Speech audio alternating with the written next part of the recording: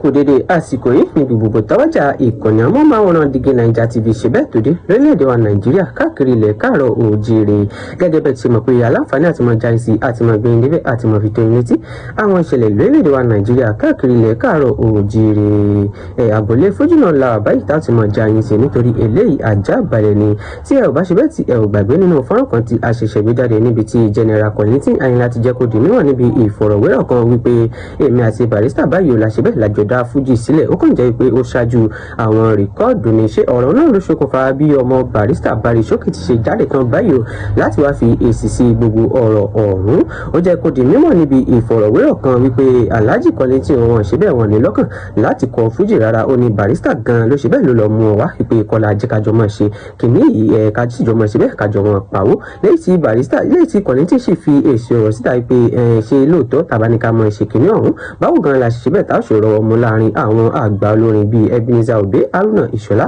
àti bẹ́ẹ̀ bẹ́ẹ̀ lọ ẹ wo ọ̀rọ̀ èmi òjò ìwọ òjùmí lágbolé Fuji ó ṣe bẹ́ẹ̀ ó lágbára ogun tí ó lé kéka ẹ bá wọn kàn fìdílé tàbí kẹ fìdílé nǹkan kẹjẹ kájọgbọ́ àlàyé ọ̀rọ̀ lẹ́kùnrẹ́rẹ́ látẹnu Showkey ẹ̀yà tó bá kọ sẹ́yìn náà ẹ má gbàgbé láti bá wa fi sọ sí abala àríwísí ìyẹn comment section ẹ jẹ́ kájọgbọ́ àlàyé ọ̀rọ̀ ọ̀hún lẹ́kùnrẹ́rẹ́. Kolinghton doesn't want to be a musician at all. Barrister went down to pick him and said, "Oh, Kola, let's be doing this together. I'm making money on this." Okay, you now tell him that tábà ṣe kíní báwo la ṣe pẹ̀lú àwọn bàbá Òbí Haruna Ìṣọ̀lá Yusuf Ọlátúnjí gbogbo wọn tó wà ń bẹ̀. Barrister now told Kolinghton in front of me, we sat together. Even one of my dad PRO is there, Edada Yodeyemi. So every time my dad goes to Kolinghton's house, always take me along. You know, then you now tell Kolinghton that, you know what, the way we can spring up among these people, be cursing me. No boo me, ma sha ma boo me. To bá ti ń bú mi, I'ma divert attention àwọn èèyàn sọ́dọ̀ wa. So, but a lot of people don't know that marketing gimmick làwọn méjèèjì jọ ń lò.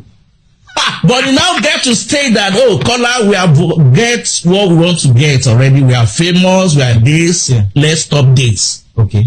But Kolinghton said, no, I can't stop. What kind of music you want me to be singing now? I don't know how to say any other thing that to be cussing. So that's what he said that day. Then when he doesn't listen, Alhaji now go to studio, he just joking in studio about the song that Shetori mo pe e lore. Shetori e lo se wa ri mi fin. Jalara o tan boroboro. Ahun ju lo o se wi lejo. Koro gba lẹ́nu ẹ o bo so ọjọ́ kan mo ojú ẹ. Bóyá fún mi lọ́wọ́ mi. Àbúrò má fi mi tajà má ayé ti gbọ́n. You know, Kolinghton after that.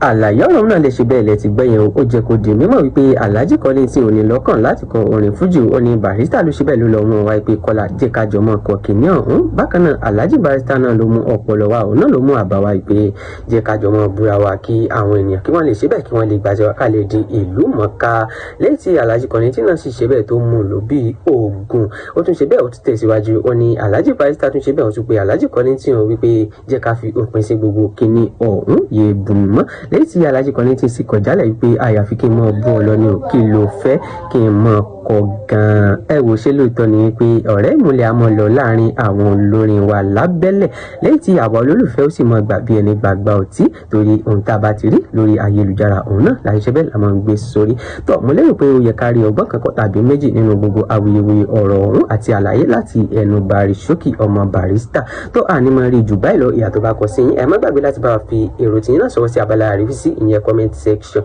bákan náà kẹ́ bá like kẹ́ sì bá share kẹ́ fi sọ̀rọ̀ sáwọn olólùfẹ́ yín jákèjádò Nàìjíríà ẹ ṣé fún wíwò àti gbígbọ́ tí ẹ ń gbọ́ wa ìkànnì DIGINAIJA TV àwa ní tiyín ní tòótọ́ àtúmọ̀ bá yín pàdé lọ́jọ́ mi nígbà mi lórí ìkànnì kan náà àǹdágbére báyìí fún yín pé ó dàbọ̀.